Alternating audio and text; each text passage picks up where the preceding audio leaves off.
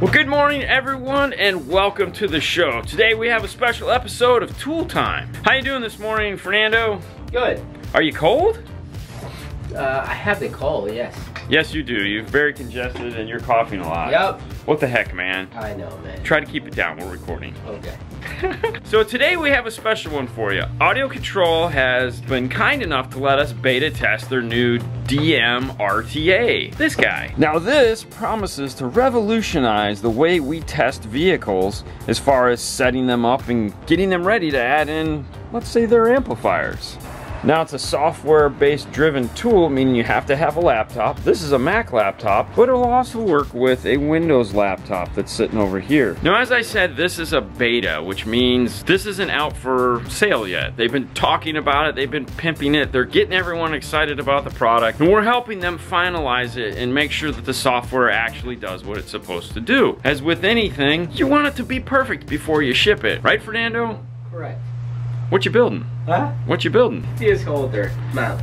Cool. Yeah. So we have this sexy F-150 here that has the non-premium sound system. It's just the standard basic stereo 8-inch touchscreen, no amps, no nothing. So we thought we'd do today is take you through the steps to use this tool to find out everything you need to know about what that factory radio is doing so that you can integrate an amp into it. Sound like fun, Fernando? Totally fun. So that's the plan.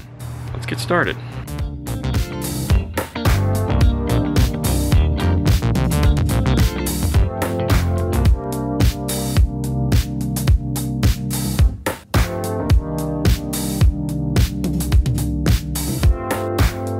So the first thing that you're going to want to do is actually make some add-ons for the unit itself. It has a high-level input, so we've gone ahead and made a connection so that we can hook it up to our existing audio control plugs that are in the car. But then you can also make a set of test leads. Let me show you what we're talking about. So what we got here is a piece of speed wire that we made that has the small little end that plugs into the DM RTA, and this is a male receiver of the audio control plugs. So we can unplug what we've already done, plug it into this, plug it into the DM RTA. And then what we also have over here, we've taken that same end that plugs into the DM RTA and we've added on a set of probes to it so that we can test anything else that we might need, any other amplifier or anything like that. For this, we're gonna need these guys.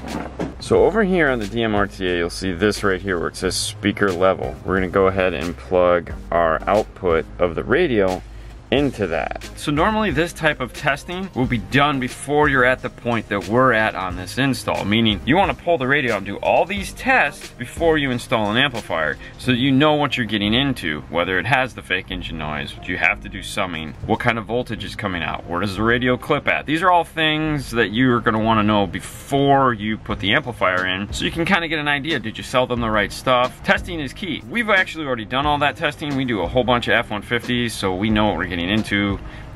It's all good there. So if you're wondering why the amp is already installed, that would be why. So we got set up over here is the laptop with the tools set on it. So now let's go ahead and walk you through all the steps that we're gonna take to do this. So if you notice across the top here, you have voltmeter, RTA, SPL meter, polarity checker, and oscilloscope. We can use all these to figure out what we're doing with this unit. The first thing we want to take a look at is we're going to come over here to RTA, which is probably the most helpful thing that this has. If you notice here where it says sine wave, pink noise, and square wave, so this has an output. A balanced line output here, an unbalanced RCA style output here, as well as a digital coax, a digital fiber optic, and a USB. You also have this guy here, which is a volume control from it, which is redundant of the one here on the screen.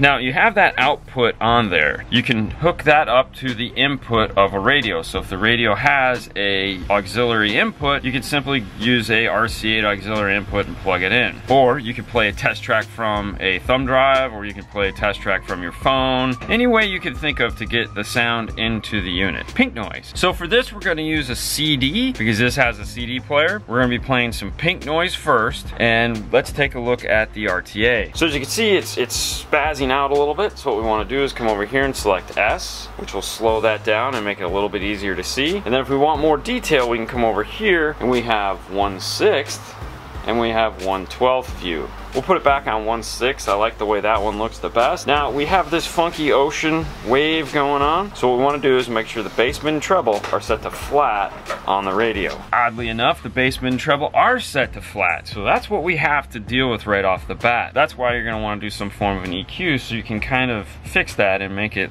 you know.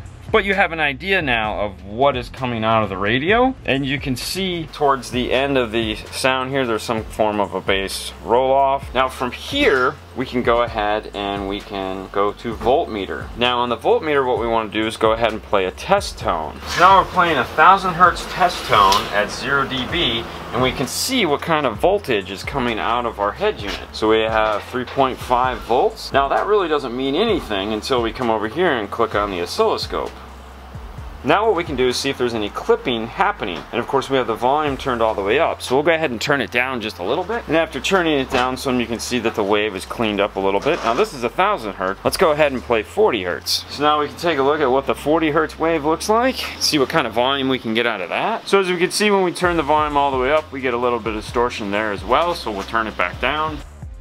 We can also go back and see what kind of output voltage we have. About the same amount of output voltage as we had on the 1000 hertz note. So now we know what the signal looks like coming out of the head unit. And this particular car, all it has is front and rear, and we now know what the front looks like. We can attach to the rear and take a look at what the rear looks like. You can take a screenshot on your computer, and then you can compare those two screenshots to see what's going on with what. Now we also know where the radio is going to show distortion from the CD player, and I say that because not all sources are going to have distortion at the same place. A phone might not have as much output or have as clean of a signal over Bluetooth or aux as the CD, so when we do like radio diagnoses, we see that we can ride the volume higher on those particular sources. But at least you have a baseline that you can kind of get an idea of where this radio is going to start to distort at. And then we also know what kind of voltage we have coming out of it. In some cases you have factory amplifiers where there's a lot of voltage, like 20 plus volts coming out of that factory amplifier. You don't want to just hook up any high level to low level adapter to that. You could basically catch it on fire. So knowing what kind of output voltage is coming out of the radio, there again, it's going to make your job a little bit easier. Now we can go back to the RTA, and because this one is a Ford, it may have the fake engine noise. Ford refers to it as ANC. Basically ANC, fake engine noise. ANC stands for automatic noise canceling, but for some reason Ford calls it that. We won't get into the semantics of their craziness. But either way, it's a fake exhaust noise that comes in through the speakers. Now every time you tell somebody about it, the first thing they say is, well, I don't hear that. And how would you? It's exhaust noise. Your car has an exhaust. It's designed to work in conjunction with your exhaust to make it sound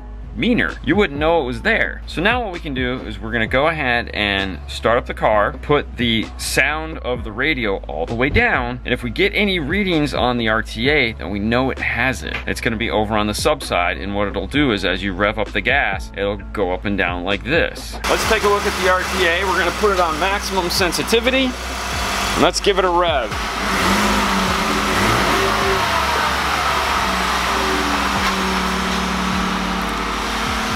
Now as you can see, our unit doesn't have it, but we can actually fake it so we can give you an idea of what it looks like. So what we'll do is we'll turn on the microphone, and then the RTA will pick that up, and it'll give you an idea because it looks identical to what it would look like if the car had ANC.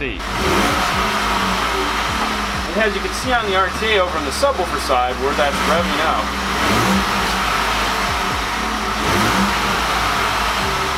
Now as you saw on the RTA, that little on the sub side of it, that's what we're talking about. If you get that when you're revving it up and you don't have any microphones hooked up to your RTA, you shouldn't be getting that because you're just strictly reading electrical inputs, meaning just the wires coming from the radio into the RTA, no hearing. If you get that, you've got something. You gotta get rid of it before you can put an amplifier in it. Now one more test that you might wanna do with your RTA is a polarity test. A polarity test is being able to see what the speakers are doing, meaning are they moving out? Are they moving in? Are all the speakers moving in the same direction? Or are the ones in the dash moving in the opposite direction? In some vehicles, the dash speakers, tweeter / really small mid-range, are actually wired up backwards to the mid-bass in the door. And this is to add their way of adding spaciousness to it. Or they have something like an all-pass filter, flipping polarity on the speaker as it's moving, which is really fun. Now, I will say if you have something like that happening, it's really hard to do a polarity test test using that factory radio, because at different volumes it will do different things. Be wary of that. So for this, we have a microphone connected to the XLR of the unit. It has a 48 volt phantom power supply to power the microphone. Now we'll come over here and we'll go to polarity checker, and it says start measurement. This will generate the pop, pop, pop sound. So if you are able to plug your DM into the car, this will create the popping sound. If not, a CD or a phone there again will work great. All right, so you hear the tick, tick, tick sound. We went ahead and unplugged this because we don't need it anymore. We're gonna come over here and select start measurement, click yes. And now as you can see right here, it's giving us a positive, negative, and the quality. So if you take our mic, put it next to the speaker,